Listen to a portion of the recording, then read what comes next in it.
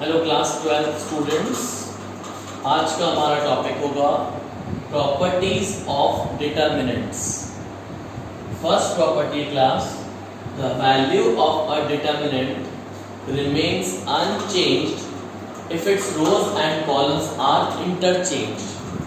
That means अगर आप ए का डिटर्मिनेंट निकालते हो या फिर आप ए ट्रांसपोज करके डिटर्मिनेंट निकालते हो, both are same. means determinant of A or we can say determinant of A transpose, both are equal. Suppose example देखिए क्लास, suppose आपके पास डिटर्मिनेंट है A B C D E F G H I।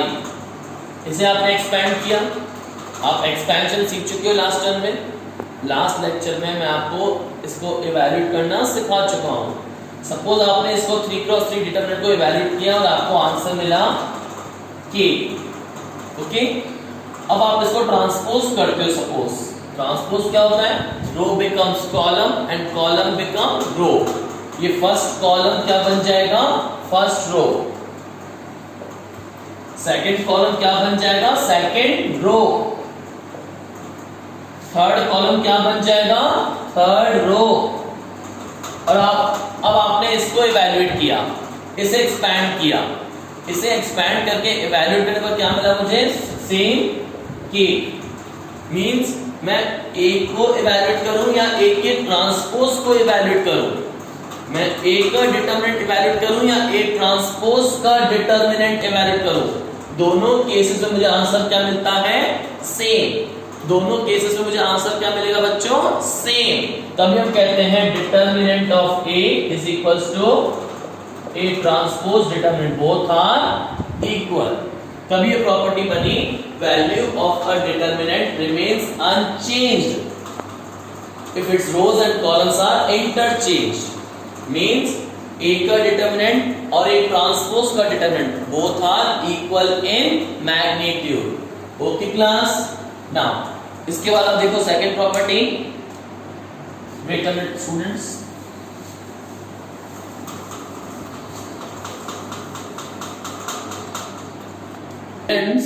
Second property है, if any two rows और any two columns of a determinant are interchanged then the value of the determinant changes by minus sign only.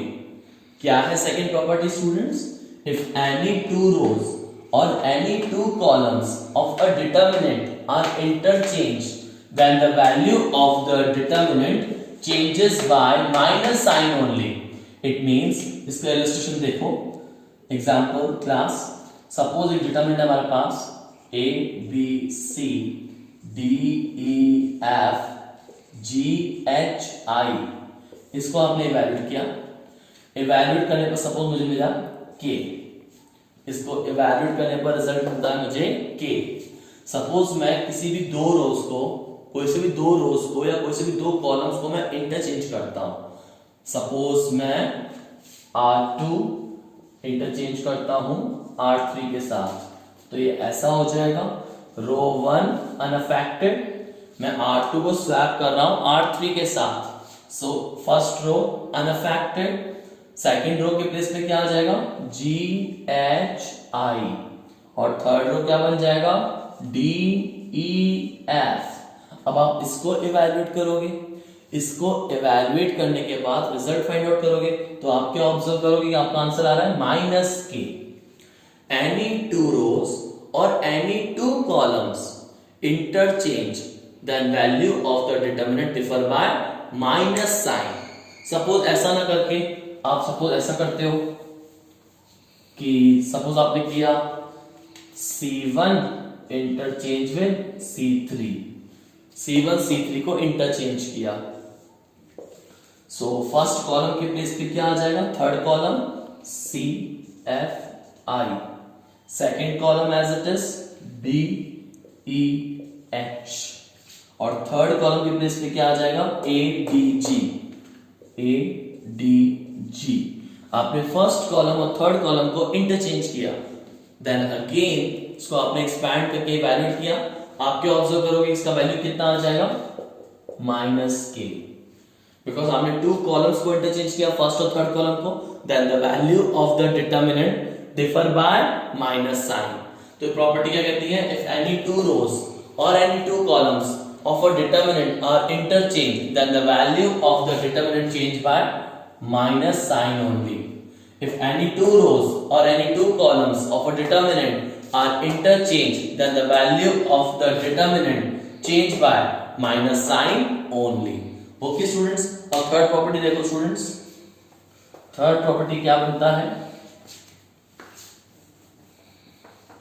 students? third property देखिए, if any two rows or columns of a determinant are identical, then its value is 0.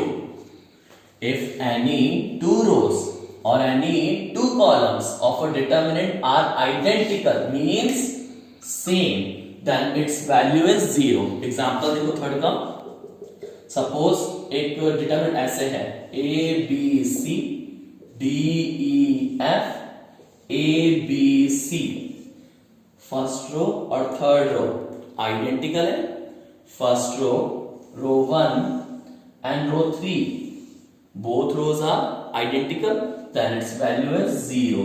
अब बिना evaluate किए, बिना इसे expand किए declaration दे सकते हो, declare कर सकते हो कि इसका आंसर 0 होगा. और एग्जांपल देखो, सपोज ये लिखा हुआ है a d g p q r ADG, इसका आंसर क्या हुआ? मैं बिना एक्सपेंड किए, बिना इवैल्यूएट किए इसका आंसर बोल सकता हूं 0. Reason, first column and third column both are identical, then result is 0. Any two rows और एनी टू कॉलम्स अगर आइडेंटिकल है, सेम है, तो वैल्यू ऑफ डिटरमिनेंट क्या होगा? 0. इफ एनी टू रोज और any two columns of a determinant are identical, then its value is 0. Okay students, next fourth property क्या कहता है? fourth property देखो,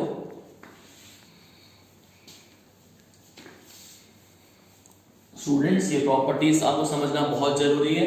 ये प्रॉपर्टीज समझ में आ जाएगी तो आपसे क्वेश्चन 100% बनेगा, और एग्जाम में बोर्ड में एक क्वेश्चन श्योर है इस पर. हाँ, फोर्थ प्रॉपर्टी समझो बच्चों.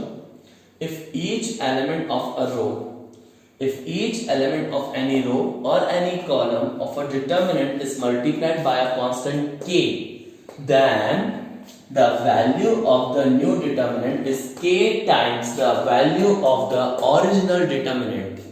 समझना मैं क्या बोल रहा हूं? फोर्थ प्रॉपर्टी, सपोज एक डिटर्मिनेंट है a b c d e f g h i, ये डिटर्मिनेंट है. इसको इवैल्यूएट किया, एक्सपैंड किया, इवैल्यूएट किया, मुझे आंसर मिला लैम्डा. सपोज इसको एक्सपैंड किया, इवैल्यूएट किया, मुझे आंसर मिला लैम्डा. अब मैं इस डिटरमिनेंट की किसी एक रो को या किसी एक कॉलम को मल्टीप्लाई करता हूं किसी कांस्टेंट k से. सपोज मैंने, अच्छा ये प्रॉपर्टी समझने से पहले एक बेसिक डिफरेंस समझ लो मैट्रिक्स और डिटरमिनेंट में. बहुत बड़ा डिफरेंस है, बहुत इंपॉर्टेंट बात है बच्चों, यहां समझना. जैसे एक मैट्रिक्स होता था हमारे पास, मैट्रिक्स 3 4 5 6 7 4 2 0 1. सपोज ये मैट्रिक्स था 3 क्रॉस 3 का, इसे मैं कांस्टेंट सपोज 3 से मल्टीप्लाई करता हूं.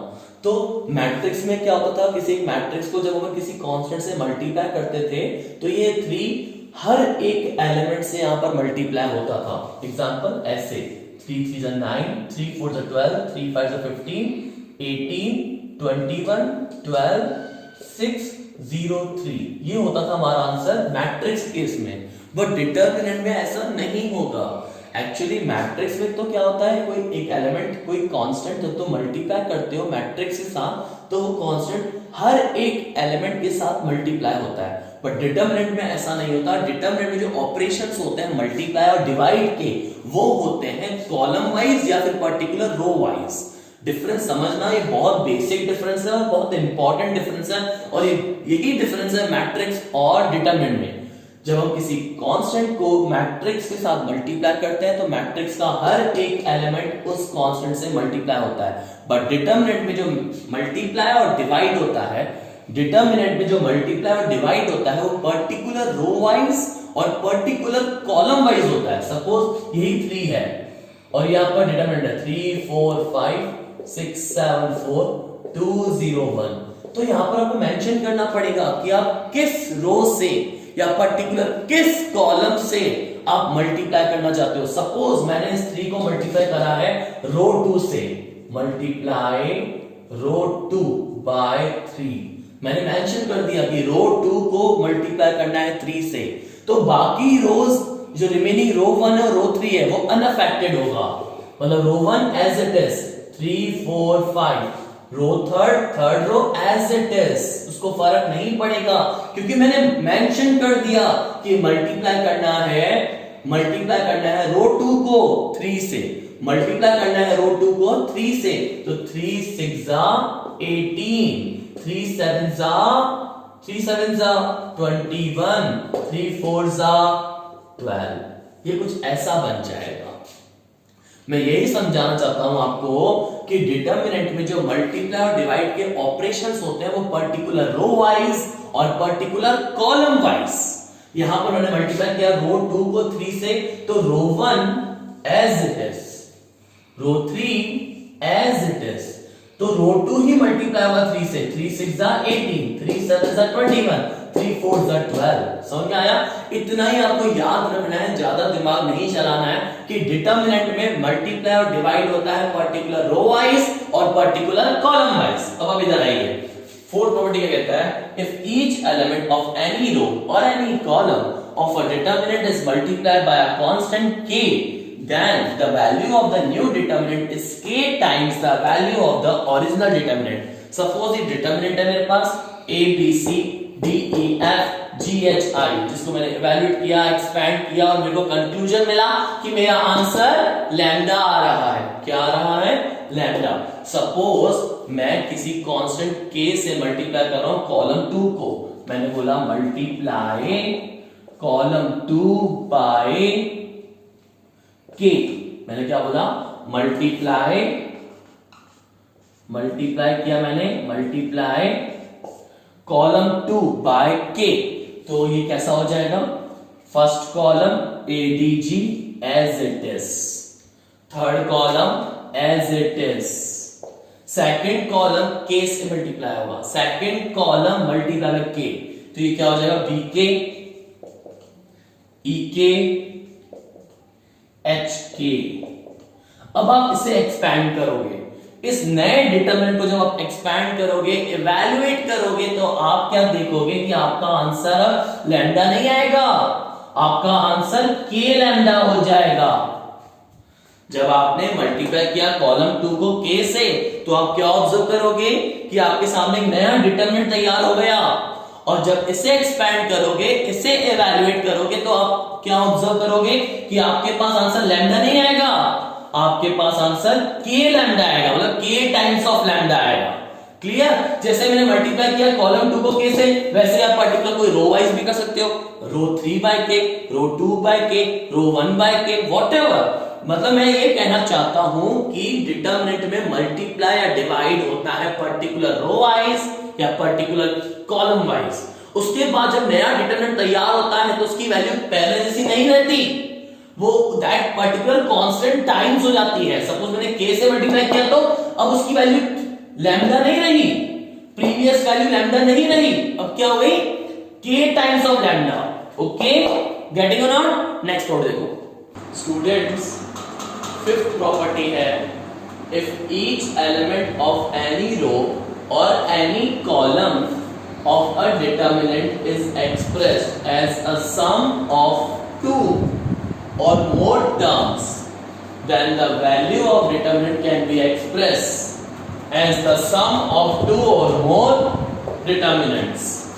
इसे शॉर्ट में हम ब्रेकिंग प्रॉपर्टी भी कहते हैं। समझना, सपोज ऐसे चल रहा हो a plus alpha, b plus beta, C plus gamma, यहां चल रहा हो L M N P Q R।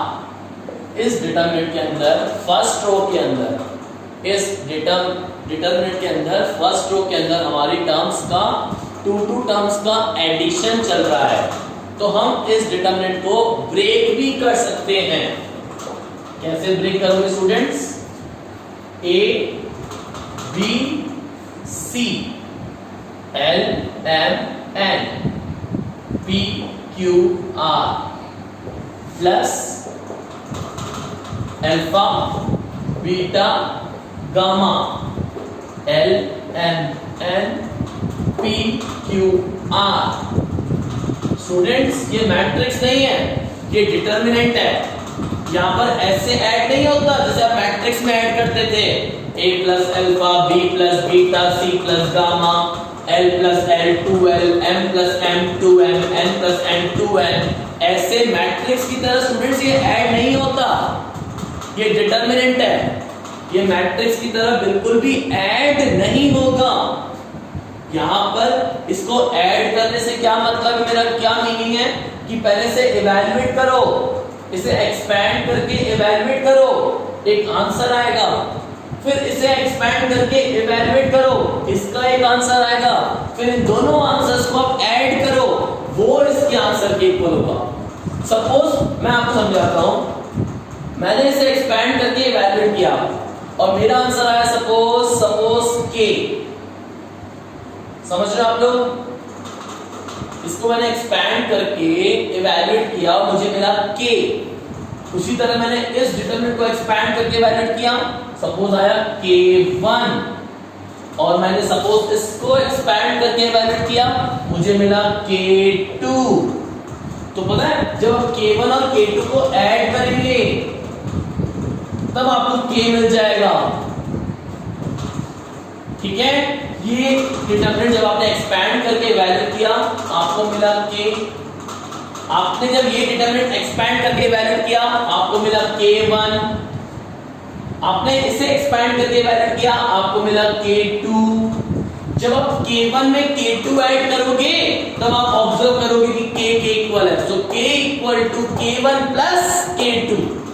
तो इसी तरह मैं प्रॉपर्टी को एक्सप्लेन कर रहा हूं, वापस से बता रहा हूं कि जब किसी रो में या जब किसी कॉलम में हमारा सम हो रहा हो, एक्सप्रेस हो रहा कोई भी रो या कोई भी column as a sum of two terms, तो उसे हम ब्रेक कर सकते हैं ऐसे, a plus alpha B plus beta C plus gamma L M N P Q R. तो इस डिटरमिनेंट को हम डिकम्पोज करके ब्रेक करके ऐसे लिख सकते हैं a b c L M N P Q R plus second determinant alpha beta gamma L M N P Q R. Okay students, हम सेम प्रॉपर्टी इस एग्जांपल से भी समझ सकते हैं। इस डिटरमिनेंट में हमारा फर्स्ट कॉलम है that will be expressed as a sum of two terms. In this determinant first column elements can be expressed as a sum of two और मोर एलिमेंट्स। हमारे फर्स्ट कॉलम में क्या लिखा हुआ है? a plus alpha b plus beta c plus gamma. Second column element, third column p q r। इसे मैं कैसे लिखूंगा स्टूडेंट्स? a l p b m q c n r plus alpha l p beta m q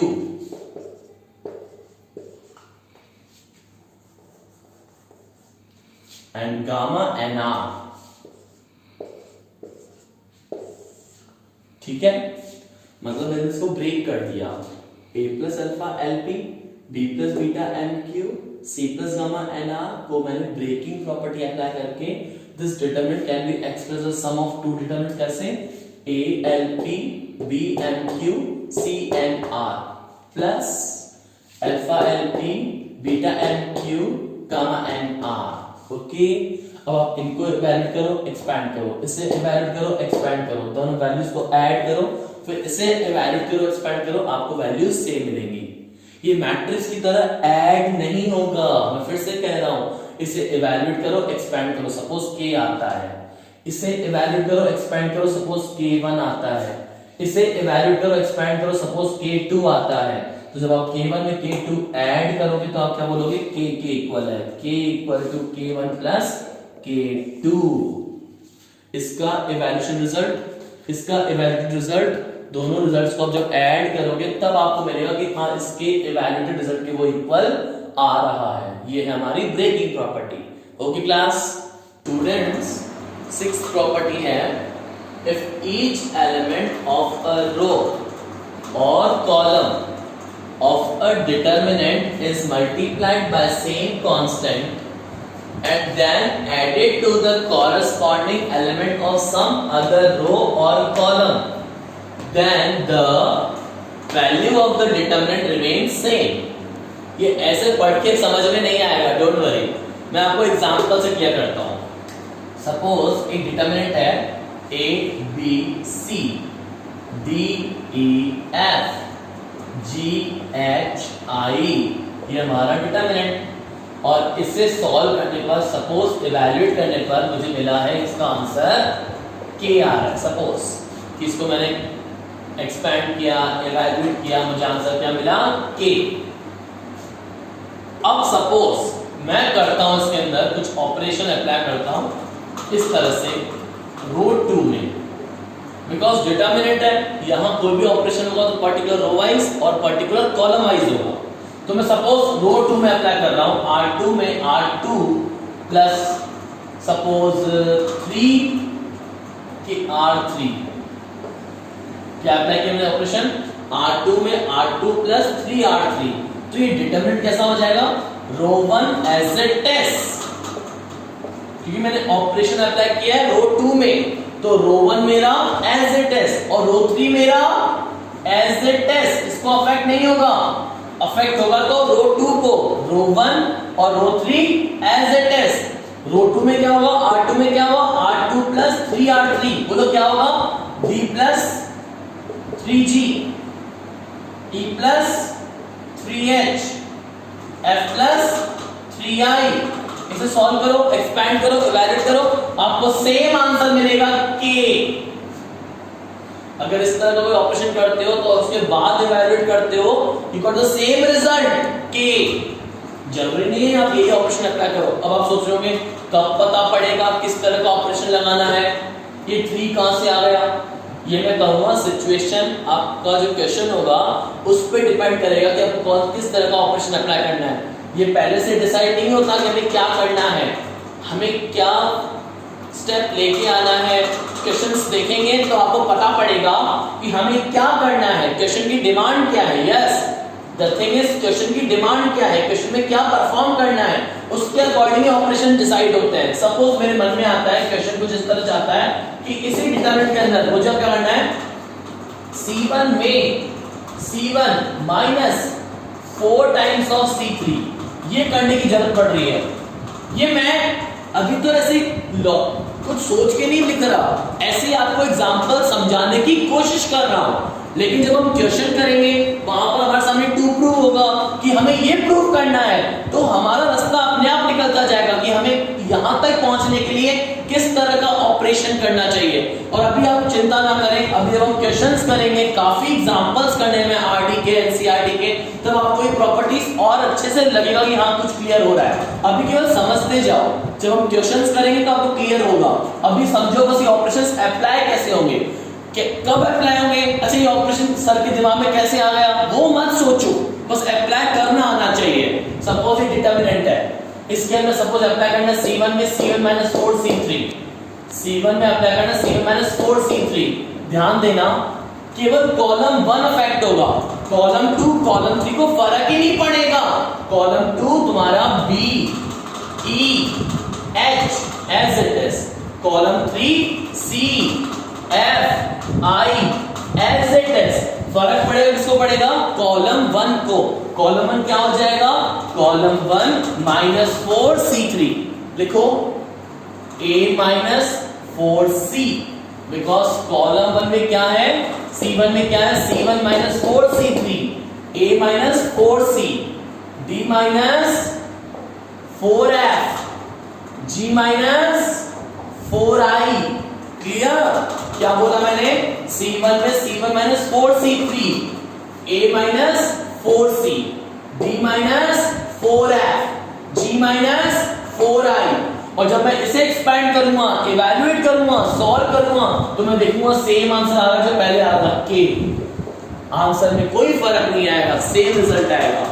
suppose आप जब आपने देखा कि R2 में अप्लाई किया मैंने R2 प्लस 3R3, C1 में अप्लाई किया C1 माइनस 4C3, तो ऐसे आप ऑपरेशन से अप्लाई कर सकते हो। अगर आपके दिमाग में आ रहा है कि मैं ऐसा करूं C2 में C2 प्लस 3R2, तो ये गलत ऑपरेशन है, इनवैलिड। ऐसा कोई ऑपरेशन अप्लाई नहीं होता। कॉलम के साथ कॉलम ही चलेगा, रो के साथ रो चलेगा, कॉलम के साथ रो नहीं चल सकता। This is wrong, this is wrong. ऐसा कोई ऑपरेशन होता ही नहीं है, ये गलत हो जाएगा। आप कॉलम में कॉलम को टैकल कर सकते हो, रो में रो को टैकल कर सकते हो। हाँ, आप ऐसा कर सकते हो। सपोज आपके मन में आ रहा है कि मैं इसके अंदर इस डिटरमिनेंट के अंदर मैं अप्लाई करूं C2 में C2 प्लस 1/3 ऑफ C3। हाँ, ये कर सकते हो आप, दिस इज करेक्ट। ऐसा मैं कर सकता हूं C2 में C2 प्लस 1/3 ऑफ C3। क्या क्या बच्चों बोलो? C2 में C2 प्लस 1/3 ऑफ C3 कैसा हो बोलो? अफेक्ट कौन होगा? कॉलम 2। अफेक्ट कौन होगा? Column 2। Column 1 column 3 as it is. Column 1 column 3 as it is. Column 1 क्या है? A B G। Column 1 as it is. Column 3 C F I as it is. बस कॉलम 2 अफेक्ट होगा। Column 2 में क्या होगा? Column 2 plus 1/3 of C3। तो ये क्या होगा बोलो?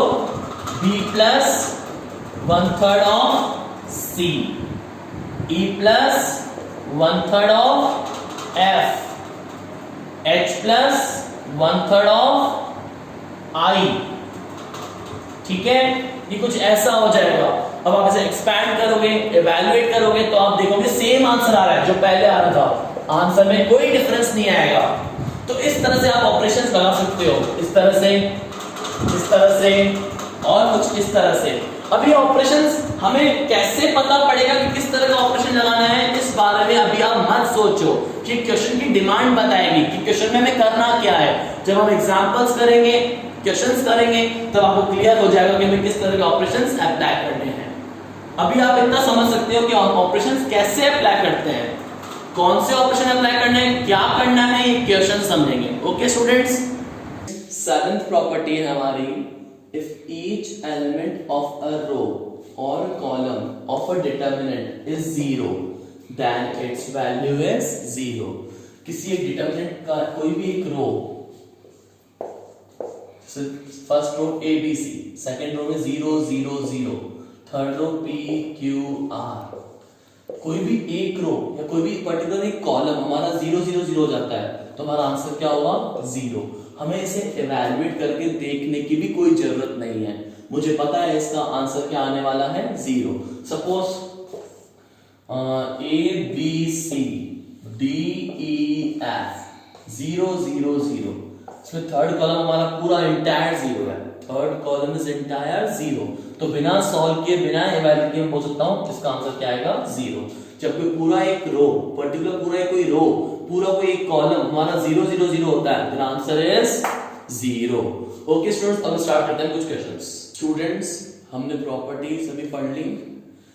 डोंट वरी, प्रॉपर्टीज पढ़ने से जस्ट ठीक है, हमने प्रॉपर्टीज का लुकआउट देख लिया एक बार, लेकिन परफेक्शन हमारा तब आएगा जब हम क्वेश्चन सॉल्व करेंगे, जब हम प्रॉपर्टीज अप्लाई करेंगे इन क्वेश्चंस को सॉल्व करने में, तो हमारा परफेक्शन आएगा।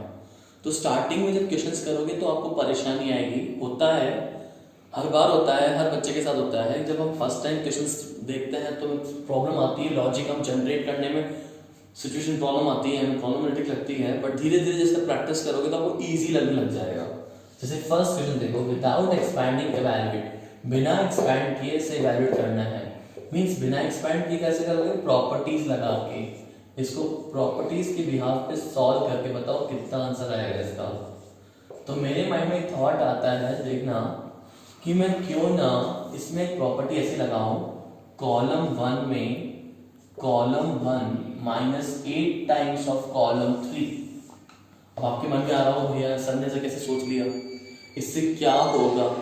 चलो मैं तुम्हें बताता हूँ ये -8 मेरे दिमाग में क्यों आया, ये -8 मेरे माइंड में क्यों आया, इसका रीजन बताता हूँ मैं आपको। देखना, कॉलम 1 को अफेक्ट कर रहा हूँ, कॉलम 1 -8 टाइम्स ऑफ कॉलम 3, मतलब column 2 as it is, column 3 as it is.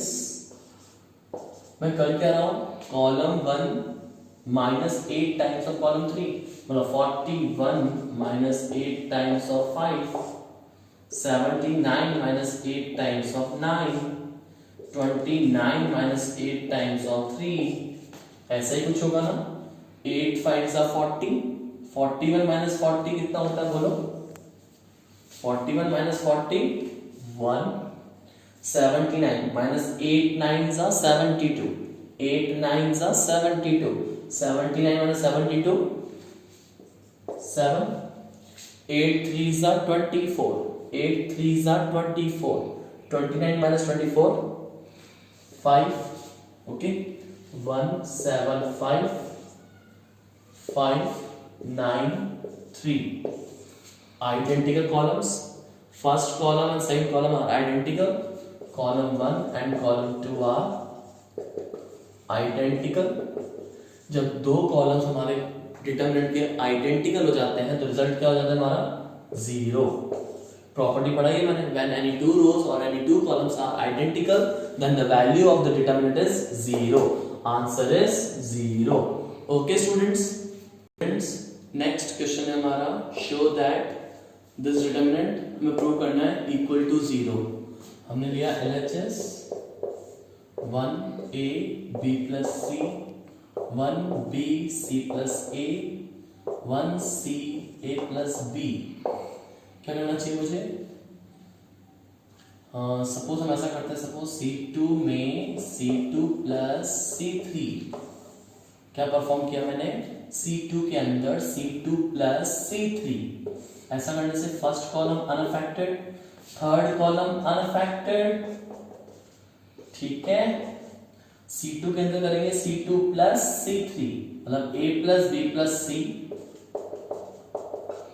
B plus C plus A, C plus A plus B, okay.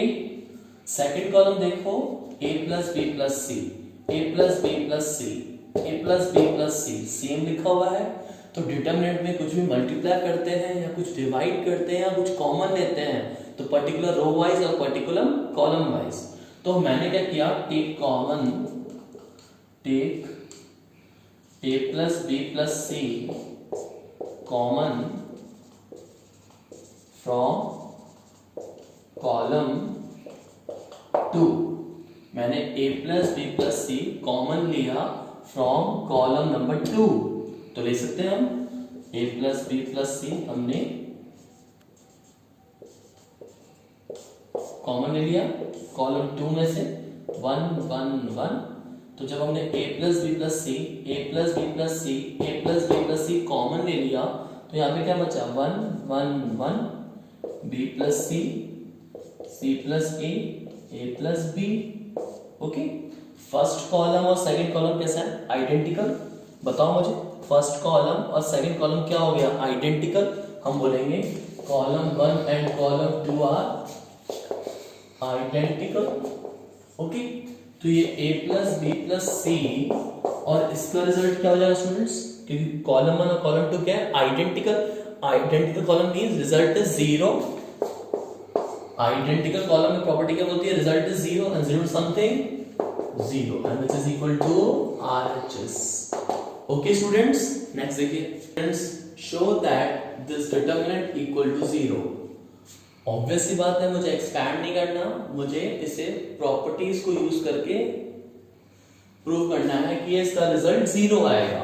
पहले LHS लिया class, B minus C, C minus A, A minus B, C minus A, A minus B, B minus C, A minus B, B minus C, C minus A, क्या apply करेंगे बताओ? C1 में करेंगे C1 plus C2 plus C3। क्या apply करेंगे student बोलो? C1 में C1 plus C2 plus C3।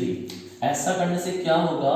First column affected होगा। क्या होगा कॉलम फर्स्ट में? फर्स्ट कॉलम में first column, second column, third column, तीनों क्या हो जाएंगे? ऐड हो जाएंगे।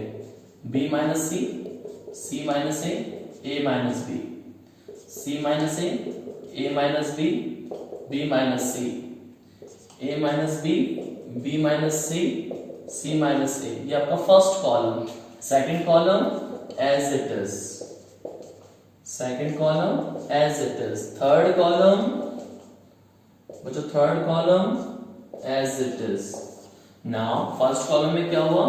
Plus A minus A cancel, plus C minus C cancel, plus B minus B cancel, cancel cancel cancel cancel cancel. तो क्या हुआ class? 0 0 0। C minus A minus B minus C, A minus B minus C minus A। ठीक है, ये क्या हो गया? जब भी किसी डिटरमिनेंट का कोई भी पर्टिकुलर कोई एक रो या कोई एक कॉलम हमारा 0 0 0 हो जाता है तो हमारा आंसर क्या होता है? 0, which is equals to RHS। Property पढ़ाया है मैंने आपको। डिटरमिनेंट का कोई भी पर्टिकुलर रो या पूरा एक कॉलम 0 0 0 हो जाए, each element of any particular row or column is 0, then the value of the determinant is 0। Okay class, next देखिए। हमारा नेक्स्ट क्वेश्चन है, show that this determinant equal to 0। LHS 1BC AB plus C, 1CA BC plus A, 1AB CA plus B, 1BC AB plus AC, 1CA BC plus AB, 1AB AC plus BC। ना C2 में apply किया, column number 2 में apply करेंगे C2 plus C3। Column 2 में क्या apply किया मैंने? C2 plus C3। क्या हो class? 1BC plus AB plus AC, और column 3 as it is AB plus AC, 1 as it is. ये हो जाएगा CA plus BC plus AB, BC plus AB as it is, 1AB plus BC plus AC, AC plus BC। Okay, second column देखो, AB plus BC plus AC, AB plus BC plus AC, AB plus BC plus AC। Second column में क्या है? AB plus BC plus AC। इसको common लो, take common AB plus BC plus AC from column number 2, from column number 2। तो क्या होगा? AB plus BC plus AC 1 1 1। ये AB BC AC, AB plus BC plus AC, AB plus BC plus AC आपने पूरा common ले लिया बाहर, तो यहाँ पे क्या बचेगा? 1 1 1। This will be AB plus AC, AB plus BC, AC plus BC। Okay, identical columns, column number 1 and column number 2 identical. Then जब किसी डिटरमिनेंट के अंदर दो रोज या दो कॉलम्स आइडेंटिकल होते हैं तो क्या होता है result? 0। This will be 0, answer is 0, which is equal to RHS। Okay class, next question है, without expanding prove that this will be equal to 0। क्या है हमारा LHS? cosec square theta, cot square theta 1, cot square theta, cosec square theta -1, 42 42। सबसे पहले हम perform करेंगे C1 के अंदर C1 माइनस C2, C1 में अप्लाई करेंगे C1 minus C2 cos square theta minus cot square theta, cot square theta minus cos square theta. Okay, इसके बाद देखिए क्लास 42 माइनस 40 ये as it is cot square theta cos square theta and 41 minus 1 2। ठीक है students, मुझे पता है हमारा थर्ड आइडेंटिटी क्या होता है ट्रिगो में, बताइए 10th में आपने पढ़ा है ना, cos square theta minus cot square theta equals to 1। ये पढ़ा है आप लोगों ने, cos square theta minus cot square theta equals to 1। Students यहां ध्यान दो, cos square theta minus cot square theta कितना होता है 1, cot square theta minus cos square theta, take minus sine common, minus sine common, तो ये क्या हो गया cos square theta minus cot square theta. Okay, 42 minus 42 ये cot स्क्वायर थीटा, ये cos स्क्वायर थीटा, ये 41 माइनस 1 2।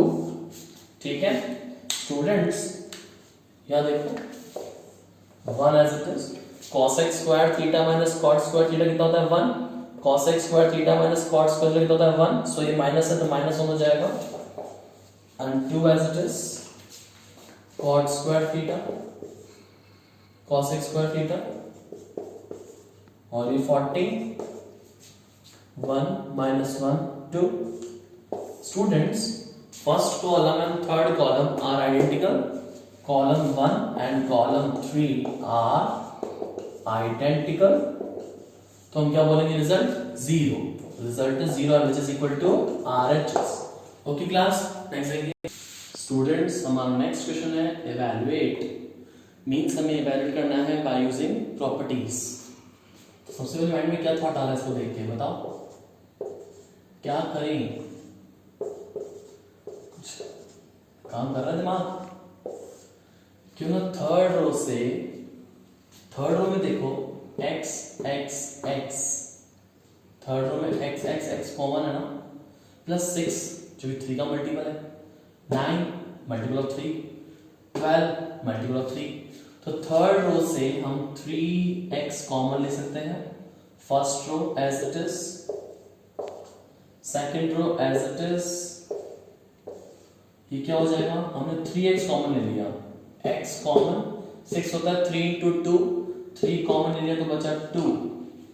ओके, x कॉमन ले लिया, 9 क्या होता है 3 into 3, 3 कॉमन ले लिया क्या बचा 3, ये x कॉमन, 12 क्या होता है 3 4 3 कॉमन ले लिया क्या बचा 4, 2 3 4 2 3 4, first row and third row identical. Students first row and third row identical, तो क्या होगा, if two identical rows are there then the value of the determinant is 0, so this will be 0 because within a reason row 1 and row 3 are identical rows, it means the value of the determinant is 0 and 0 into 3 3x 0।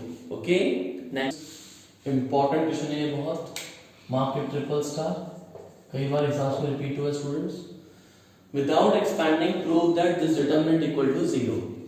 सबसे पहला step हमारा क्या हुआ, LHS b square c स्क्वायर bc b plus c, c square a स्क्वायर ca c plus a square b square ab a plus b। Okay students, सबसे पहला thought mind में ये आता है, फर्स्ट रो देखो, इस पूरी रो में कहीं पर भी a नहीं है, a का मिसिंग लग रहा है ना, मिस हो रहा है ना, कहीं a नहीं है इसमें, है ना। रो 2 में ऑब्जर्व करो b है ना मिसिंग, b नजर नहीं आ रहा ना कहीं पर भी, और रो 3 में कहीं पर भी c नहीं है, हम इसको मिस कर रहे हैं, यहाँ पर c नहीं है, तो हम चाहेंगे कि रो 1 में मल्टीप्लाई करें a से, रो 2 में मल्टीप्लाई करें b से, और रो 3 में मल्टीप्लाई करें c से, क्योंकि ये डिटरमिनेंट है, मल्टीप्लाई करोगे तो पर्टिकुलर रो वाइज, हाँ मैं पर्टिकुलर रो वाइज ही करूंगा। इस रो में, रो 1 में ए से, रो 2 में बी से और रो 3 में सी से। जब मैं किसी एक कांस्टेंट को किसी पर्टिकुलर रो वाइज मल्टीप्लाई करता हूं, then value of the determinant differ by that constant, वो उस कांस्टेंट टाइम्स हो जाता है वैल्यू, मैंने आपको प्रॉपर्टी में पढ़ाया था। तो वैल्यू अफेक्ट ना हो, उस डिटरमिनेंट की वैल्यू अफेक्ट ना हो तो हम क्या करते हैं, मल्टीप्लाई डिवाइड। जैसे आपको छोटी सी बात समझाऊं, क्या लिखा हुआ है x प्लस वाई, मुझे पता है मुझे इसको 2 से मल्टीप्लाई करना है और मैं चाहता हूं इसकी वैल्यू अफेक्ट भी ना हो, तो हम क्या करते थे सिंपल मैथ्स में 9 10 क्या करते थे, मल्टीप्लाई डिवाइड बाय 2 करते थे ना, जिससे कि इसकी वैल्यू को कुछ परेशानी ना हो, अफेक्ट ना हो, ऑल्टर ना हो। तो इसी तरह से हम क्या करेंगे, जो हम इस रो 1 को मल्टीप्लाई कर रहे हैं a से, तो a से डिवाइड भी करेंगे। रो 2 को मल्टीप्लाई कर रहे हैं b से, तो b से डिवाइड भी करेंगे। रो 3 को मल्टीप्लाई कर रहे हैं c से, तो c से डिवाइड भी करेंगे। तो बोलेंगे multiply row 1 by a, row 2 by b and row 3 by c।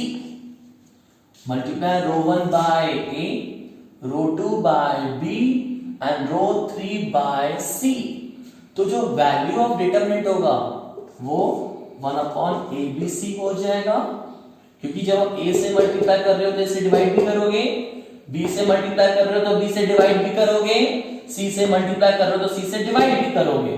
अब आपका फर्स्ट रो कैसा हो जाएगा बताओ, फर्स्ट रो a से मल्टीप्लाई हो रहा है ना, तो ये हो जाएगा a b square c square, a b c, this will be a b plus a c and row 2 by b, तो ये हो जाएगा b c square a square a b c b c plus a b। Okay, आपने row 2 को b से multiply किया और रो 3 को करना है c से, तो c से डिवाइड भी कर रखा है। यहाँ पे डिवाइड करने का क्या मकसद है, क्या पर्पस है कि वैल्यू ऑफ डिटरमिनेंट अनअफेक्टेड, उसको अफेक्ट ना हो। रो 3 को मैंने मल्टीप्लाई किया c से, कितना हो जाएगा a square b square c a b c a c plus b c। Okay, ये समझ में आया। Multiply row 1 by a, row 2 by b, row 3 by c। Row 1 को a से, रो 2 को b से, रो 3 को c से, और वैल्यू ऑफ डिटरमिनेंट अफेक्ट ना हो इसलिए हम डिवाइड भी करेंगे a b c से। अब आपको देखो इस डिटरमिनेंट में, इन दिस डिटरमिनेंट हमारा जो सेकंड कॉलम है, सेकंड कॉलम को देखो abc abc abc कॉमन है, क्यों ना उसको बाहर निकाल दें, स्टूडेंट्स बोलो, ठीक है। अच्छा, मुझे और एक बात समझ में आ रही है, यहाँ पे फर्स्ट कॉलम को देखो a b square c square, a square c square b, a square b square c, तो क्यों ना abc यहां से भी कॉमन आ रहा है, तो फर्स्ट कॉलम से भी abc को बाहर निकालिए क्लास। हमने abc कॉमन लिया है from column 1 and column 2 both. Okay, तो यहां पर आपने abc कॉमन लिया तो क्या बचा bc, यहां पे क्या बचेगा ca, यहां पर क्या बचेगा ab, और यहां पर abc abc abc आप कॉमन ले चुके हो, तो 1 1 1 and here ab plus ac, bc plus ab, ac plus bc। Okay, हम लिखेंगे यहां पर take abc common from column 1 and column 2। हमने ये किया है, हमने जो एक्शन लिया है या स्टेप परफॉर्म किया है वो लिख रहे हैं कि हमने abc कॉमन लिया फ्रॉम कॉलम 2 एंड कॉलम 1, उसके बाद ये ऐसा बना। तो ये abc कैंसिल हो गया एक, तो यहाँ पे क्या बचेगा बच्चों abc। यहां देखो, यहाँ पे क्या मिलेंगे abc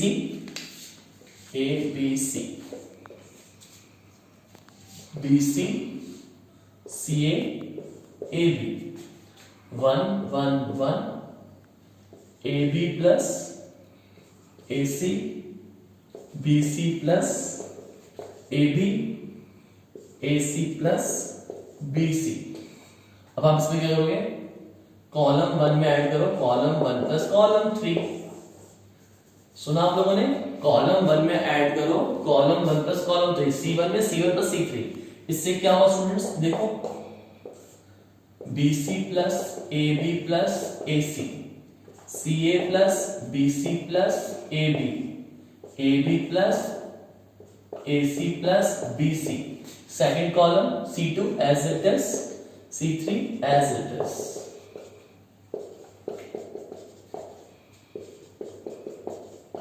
ओके, अब आप फर्स्ट कॉलम को देखो, AB plus BC plus AC, AB plus BC plus AC, AB plus BC plus AC, AB plus BC plus AC common है पूरे कॉलम 1 में, क्यों ना मैं इसको कॉमन ले लूं। Take AB plus BC plus AC common from column number 1 C1, AB plus BC plus AC। This will be 1 1 1 1 1 1 AB plus AC, BC plus AB, AC plus BC। अब देखिए column 1 and column 2 are identical, C1 and C2 are identical. Okay, तो ये ABC, AB plus BC plus AC and column 1 and column 2 are identical, तो इसका value क्या हो गया 0, and 0 multiply something, 0 multiplied by something gives you 0, which is equal to RHS। Easy students, इसको revise करिए, notes complete करिए। आज के जितने भी क्वेश्चंस मैंने पढ़ाए हैं, प्रॉपर्टीज पढ़ाई हैं, इनको अच्छे से रिवाइज करो, क्वेश्चंस कंप्लीट करो। शुरुआत में स्टार्टिंग में क्वेश्चंस आपको थोड़े से लगेंगे कि टफ है, बट प्रैक्टिस करते करते करते आपका परफेक्शन आ जाएगा। नेक्स्ट लेक्चर में हम इससे आगे बढ़ेंगे students. Okay students, good bye.